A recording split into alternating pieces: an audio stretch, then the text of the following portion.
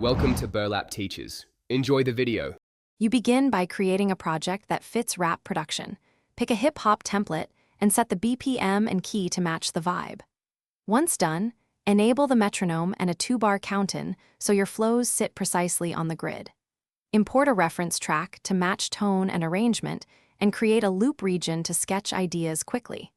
This gets you into recording immediately and avoids wasting time on irrelevant setup steps.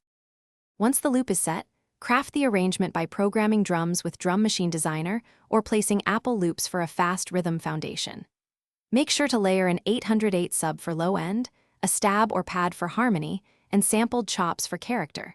Sidechain the bass to the kick for separation. Record multiple vocal takes and comp them for the best performance, then apply light tuning and parallel compression so your vocals cut while remaining dynamic. To finish, mix with purpose. Carve competing frequencies with EQ, add subtle saturation, and compress to control dynamics while referencing commercial tracks for level and tone. Bounce stems for collaboration or export a 24-bit WAV for mastering. Use MP3 for quick demos. If things go wrong, troubleshoot systematically.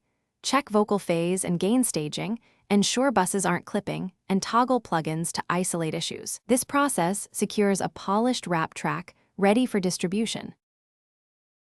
Thanks for watching. Consider subscribing if this video helped you.